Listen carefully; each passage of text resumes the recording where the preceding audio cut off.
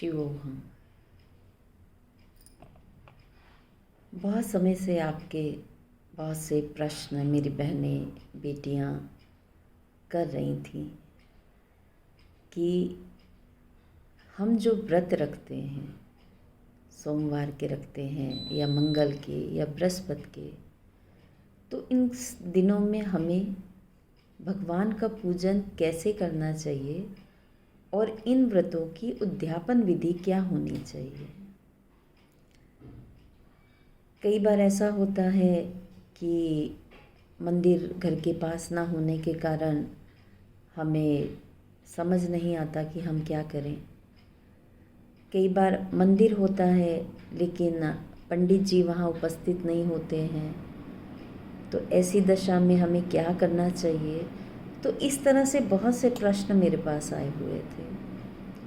तो आज हम एक श्रृंखला शुरू कर रहे हैं जिसमें मैं आपको हर एक व्रत के दिन की पूजन विधि और उसके उद्यापन की विधि क्या होनी चाहिए ये आपको बताने का प्रयास करूँगी। शास्त्र सम्मत समाधान कैसे हो और हम अपनी पूजा का, अपने व्रतों का जो भी फल है उसे पूर्ण रूप से प्राप्त कर सकें, तो उसके लिए हमें क्या क्या करना चाहिए। पूज्यते अनेन इति पूजा, अर्थात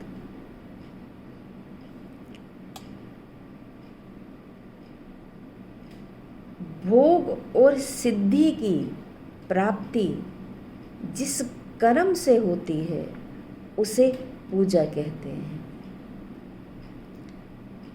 जो सकाम जीव है, हम जैसे आप जैसे, वो भोग की इच्छा रखते हैं, और जो निष्काम है वो ज्ञान की इच्छा रखते हैं। ये दोनों ही पूजा के अलग अलग स्वरूप को अपने आप में समेटे रहते हैं। ये सारा चराचर जगत नाद स्वरूप है। भगवान शंकर नाद रूप में है और बिंदु शक्ति है, और ये सारा और ना जाने कितने अनेकों अनेक ब्रह्मांड भगवान ने साम सदाशिव को ही अपना आधार बनाए हुए हैं। तो आप समझ गए होंगे कि आज मैं सोमवार के दिन की पूजन वहाँ सोमवार के व्रत व सोमवार की व्रत की उद्यापन विधि के बारे में चर्चा करने जा रही हूँ। सोमवार के व्रत यूँ तो 3 तरह से होते हैं। एक होता है सोमवार का व्रत, जिसे हम खुले सोमवार भी कहते हैं, और इसको हम साधारण सोमवार भी कह सकते हैं। दूसरा होता है प्रदोष सोमवार, अर्थात हर महीने की जो त्रयोदशी तिथि आती है उस दिन जो व्रत किया जाता है उसे प्रदोष कहते हैं, और यदि उस दिन सोमवार पड़ जाए तो उसका महात्म्य कई गुना बढ़ जाता है। तीसरा है 16 सोमवार, जिसमें हम गिनती से 16 सोमवारों तक पूजा करते हैं और 17वां सोमवार पे हम उद्यापन करते हैं। और चौथा सोमवार जो हैं, या चौथे तरह के जो सोमवार हैं, वो केवल सावन के सोमवार माने जाते हैं। जो लोग संक्रांत से रखते हैं तो अक्सर उन्हें 5 सोमवार रखने पड़ते हैं, और जो पूर्णिमा से शुरू करते हैं व्रत रखना सावन के, तो उनको 4 सोमवार उनके हिस्से में आते हैं व्रत के। यूँ तो सबकी पूजन विधि एक ही जैसे होती है, और सावन के सोमवारों का उद्यापन कोई ज़रूरी नहीं होता है। जो आखिरी सोमवार होता है उसमें आप आटे के चूरमा बना के और केले के फल के साथ भगवान को भोग लगा के और प्रार्थना करके उन सोमवारों का मोक्ष कर सकते हैं। उसमें उद्यापन की आवश्यकता नहीं होती है।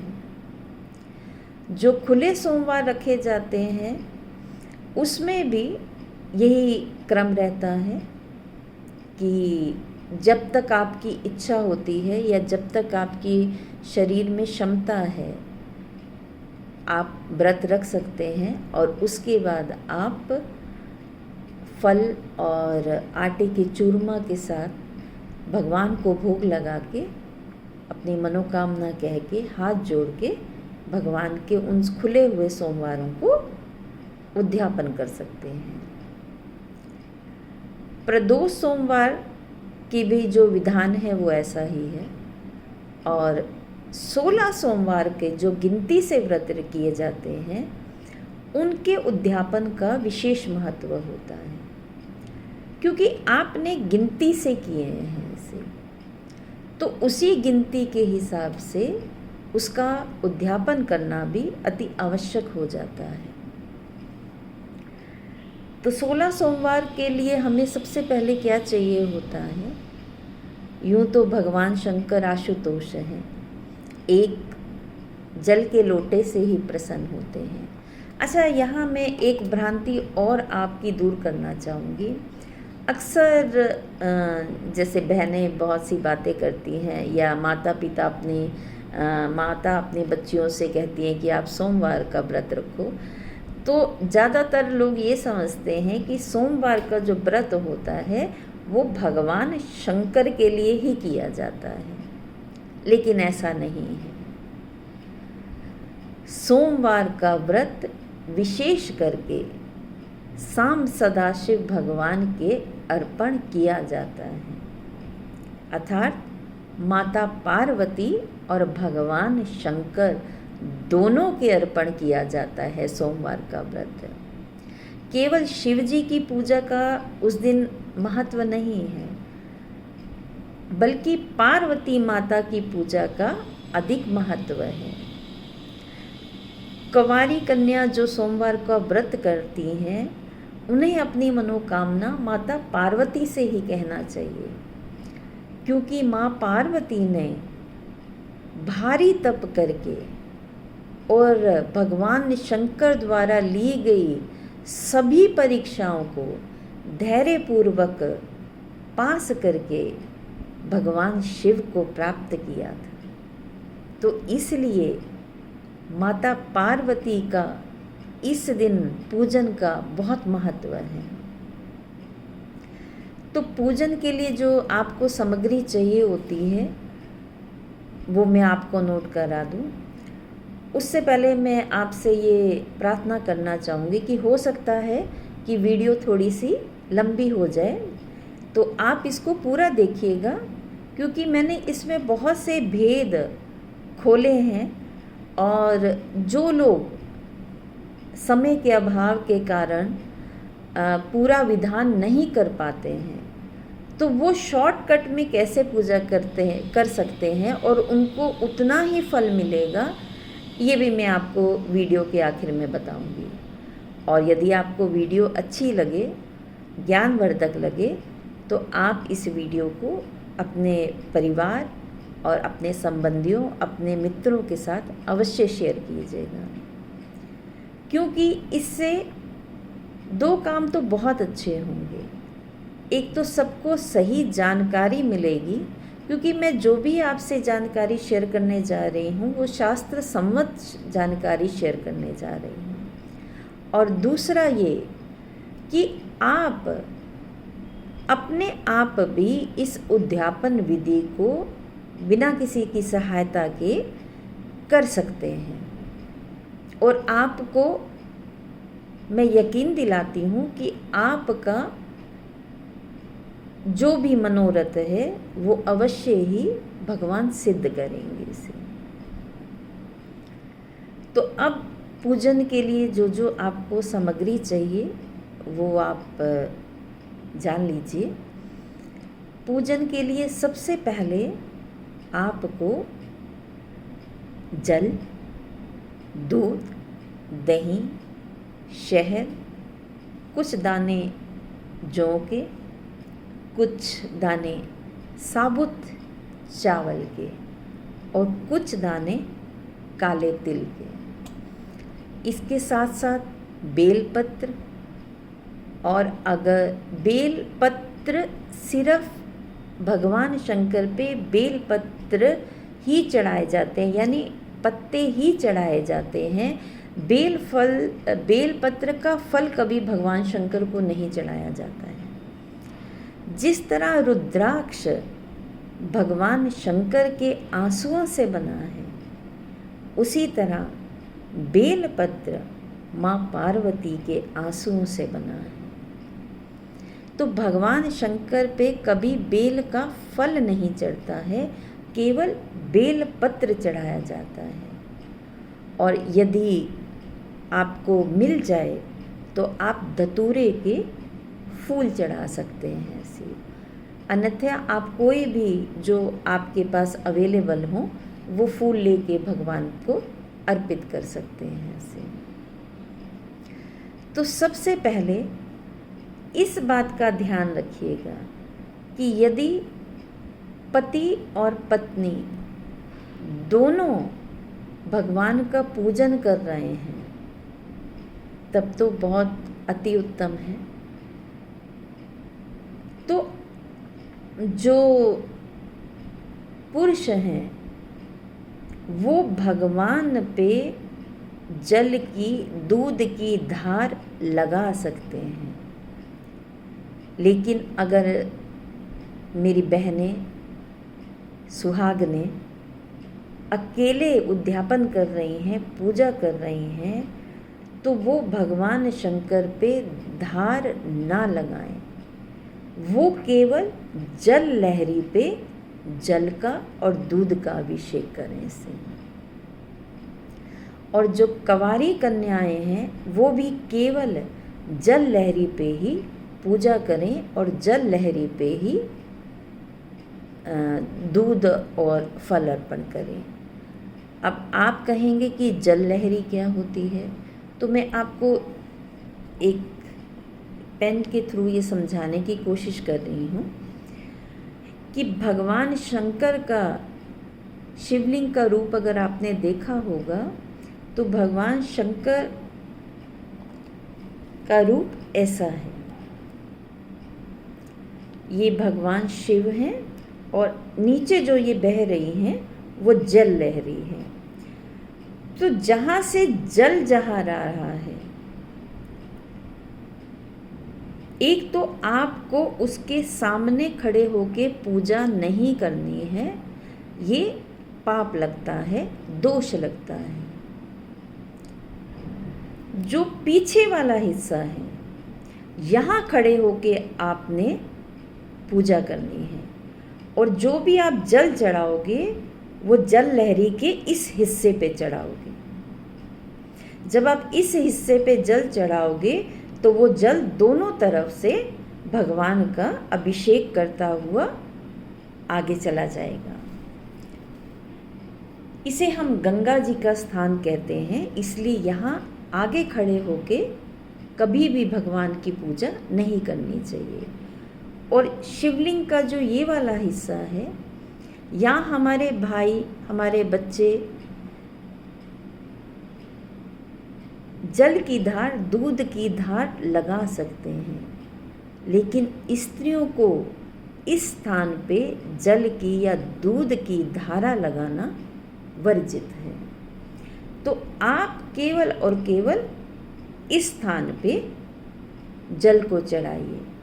नहीं तो आप एक काम और कर सकते हैं कि जहाँ से ये जल लहरी शुरू होती है वहाँ से जल चढ़ाते हुए और पूरा राउंड लेके यहाँ तक आपने पूरा राउंड कंप्लीट नहीं करना है।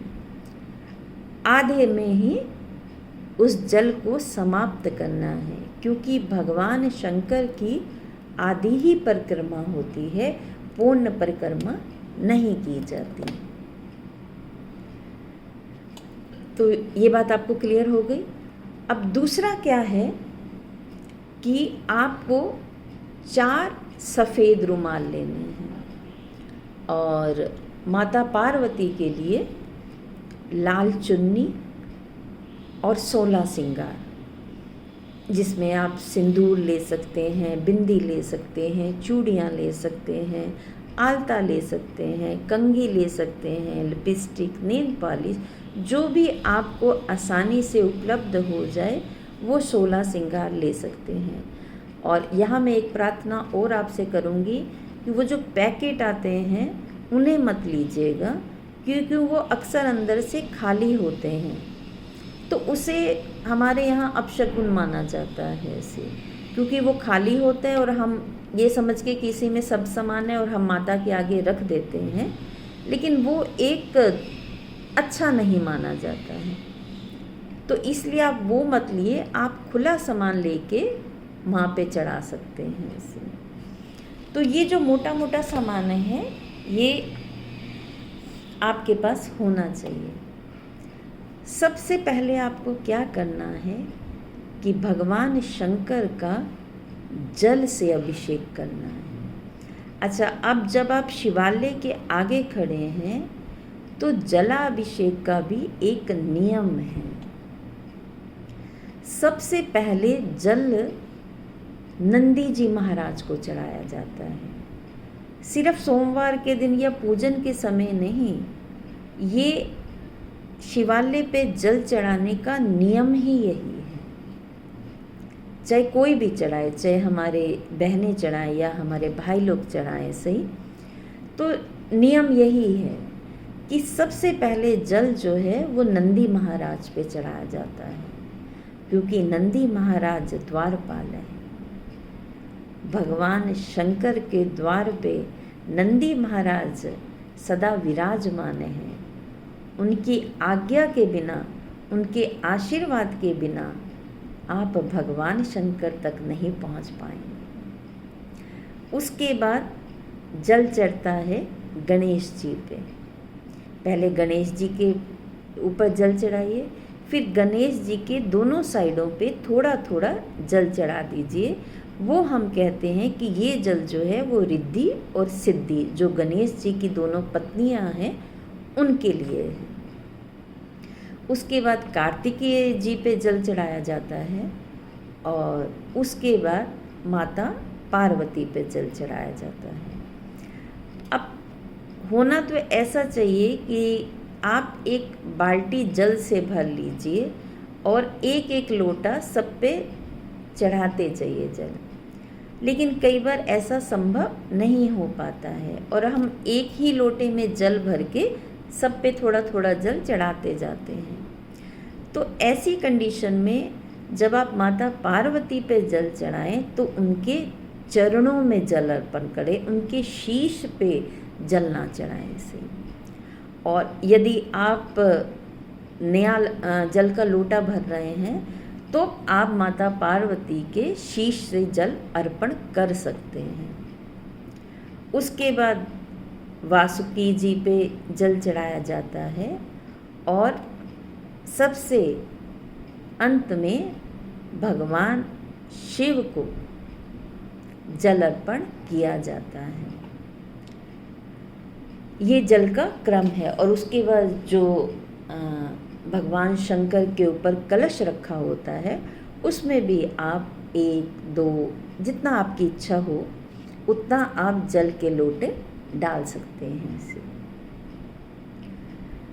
तो ये जल का विधान है। तो जब आपने भगवान शंकर पे जल अर्पण कर दिया, सादा जल, उसके बाद आप एक और लोटा लीजिए। ध्यान रखिएगा कि वो तांबे का लोटा ना हो, क्योंकि तांबे के लोटे में जल जब हम दूध डालते हैं तो वो मांस के समान हो जाता है, अशुद्ध हो जाता है। तो आप स्टील का लोटा ले लीजिए या पीतल का लोटा ले लीजिए, उसमें थोड़ा सा सादा जल डालिए, थोड़ा सा गंगा जल डालिए, थोड़ा सा दूध थोड़ा सा दही, थोड़ा सा शहद, थोड़े से जौ और साबुत चावल और थोड़े से काले तिल डाल के ये सब भगवान शंकर का फिर से अभिषेक करें। और इस अभिषेक को करने के बाद आप फिर से सादे जल से भगवान शिव का अभिषेक करें। और यदि आप पार्वती माता को स्नान करा रहे हैं तो याद रखिए भगवान शंकर को दूध से स्नान कराया जाता है। हम थोड़ा सा दही डाल देते हैं, लेकिन असल में भगवान शंकर को दूध से अभिषेक कराया जाता है और माता पार्वती को दही से अभिषेक कराया जाता है। तो अगर आप चाहें तो माता पार्वती का दही से अभिषेक करके और फिर साधारण जल से उन्हें स्नान करा सकते हैं। और ये जौ तिल वगैरह आप चाहें तो जल में ही डाल के अभिषेक कराएं तो ज़्यादा अच्छा है। अगर भूल गए या किसी वजह से नहीं कर पाए तो आप रख भी सकते हैं, उसमें कोई दोष नहीं है, कोई हर्ज नहीं है इसे। उसके बाद जो 4 रुमाल आपसे मंगाए गए थे उसमें से पहला रुमाल आप नंदी जी महाराज पे चढ़ाएं, दूसरा गणेश जी पे चढ़ाएं, तीसरा कार्तिकेय जी पे चढ़ाएं और चौथा भगवान शंकर पे चढ़ाएं। माता पार्वती पे लाल चुनरी चढ़ाई जाएगी और फिर उनके माथे पे बिंदिया लगाएं, मांग में सिंदूर लगाएं। याद रखिए यदि आप सुहागन स्त्री हैं तभी आप माता पार्वती की मांग में सिंदूर भरिएगा। यदि कोई कंवारी कन्या उद्यापन कर रही है तो वो माँ की मांग में सिंदूर भरने की बजाय माँ के चरणों में सिंदूर चढ़ाए और वो सिंदूर की डब्बी आप अपने पास रख लीजिए। उसके बाद माँ का श्रृंगार कीजिए और उसके बाद आप जो भी प्रसाद आप लेके आए हैं, आटे का चूरमा अगर बना के ला सकें तो बहुत अच्छी बात है, नहीं तो फल, केले का फल या जो मौसमी फल आपके पास अवेलेबल हो, जैसे जो भी मिल जाए आपको वो, और मीठे में आप बर्फ़ी रख सकते हैं। भगवान शंकर को बर्फ़ी का भोग लगता है, गणेश जी को भी बर्फ़ी का भी भोग लगता है। लड्डुओं का भोग तो लगता है, बर्फ़ी का भी लगता है। और अगर वो भी अवेलेबल ना हो तो मिश्री होगी आपके पास, आप मिश्री का भोग लगा सकते हैं। अगर वो भी ना हो पाए तो आपके पास चीनी होगी, आप उसका भोग भी लगा सकते हैं। तो आप भोग लगाइए भगवान को। उसके बाद देसी घी का दीपक जला के भगवान की आरती उतारें। सबसे पहले आप नंदी जी महाराज जी को दिया दिखाएं, गणेश जी को, कार्तिकेय जी को, माता को, वासुकी जी को, भगवान शंकर को आप वो दिया दिखाएं से और भगवान की आरती उतारें।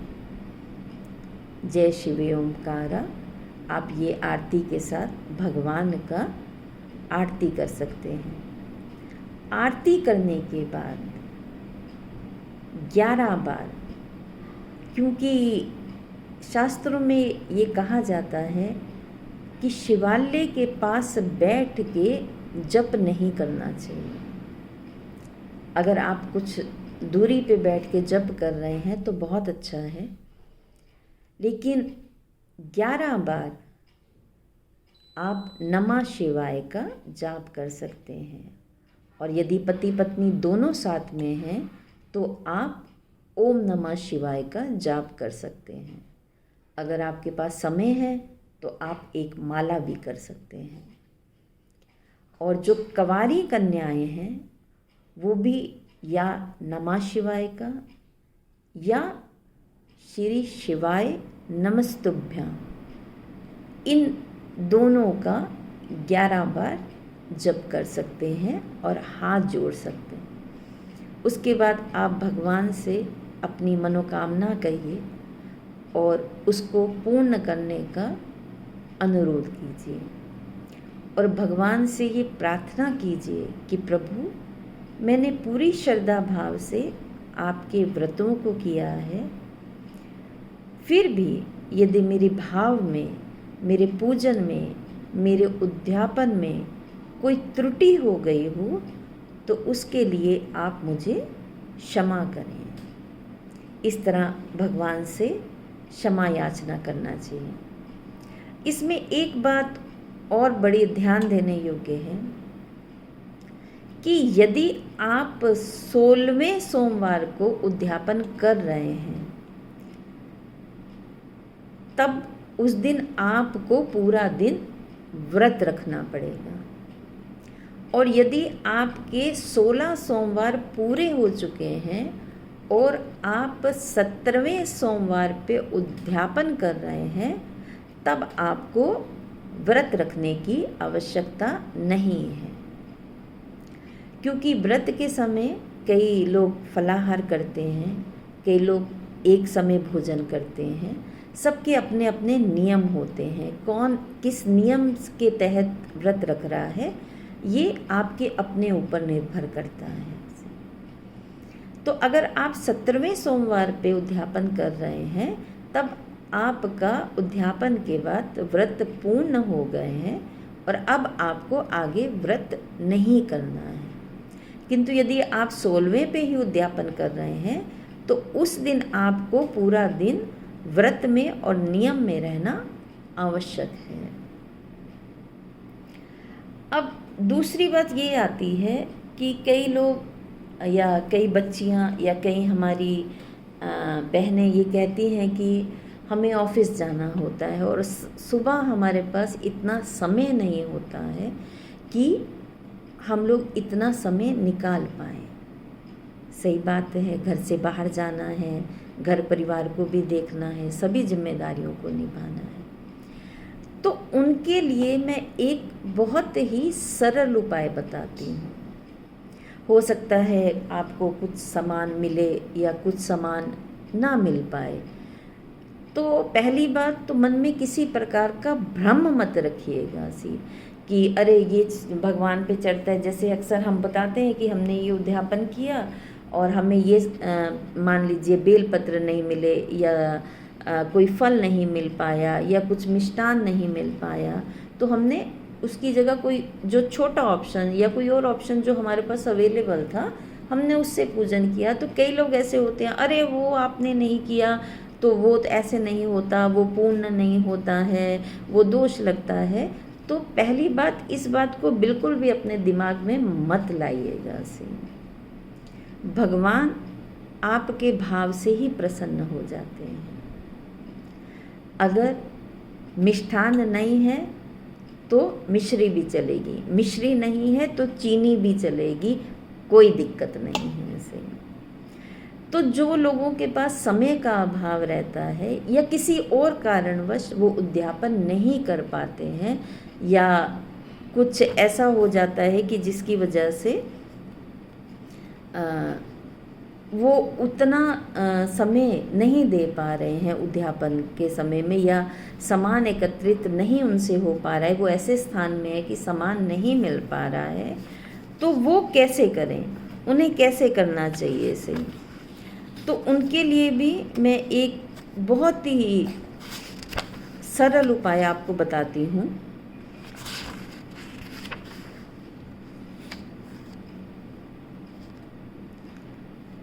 यदि आप कुछ नहीं कर पा रहे हैं तो बड़े ध्यान से सुनिएगा जो मैं अब बताने जा रही हूँ।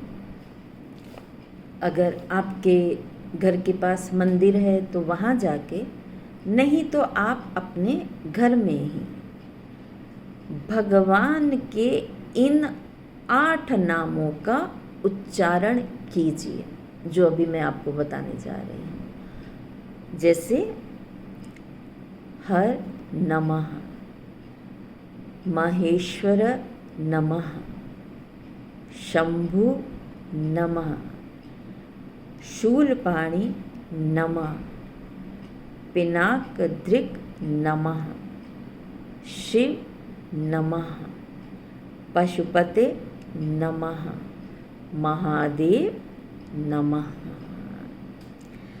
ये भगवान के 8 नाम सभी मनोरथों को, सभी मनोकामनाओं को पूर्ण करने के लिए सर्वश्रेष्ठ और सर्वोत्तम है। ये वैदिक मंत्र हैं। आप भगवान के ये 8 नाम उच्चारण कीजिए, उसी के साथ ही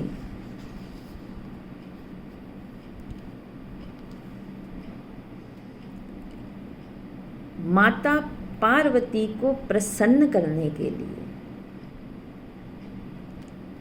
आप उनकी स्तुति कीजिए। और स्तुति कैसे करनी है? अन्नपूर्णा सदा पूर्णे, शंकर प्राण वल्लभे, ज्ञान वैराग्य सिद्ध्यर्थम, भिक्षाम देहि च पार्वती।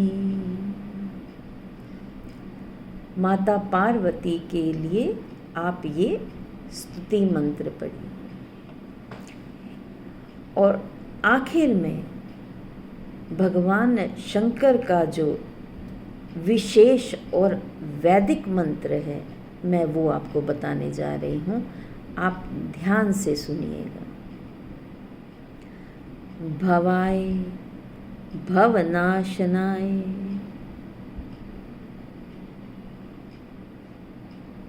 भवाय भवनाशाय, महादेवाय धीमहि, उग्राय उग्रनाशाय, शर्वाय शशिमूलिने।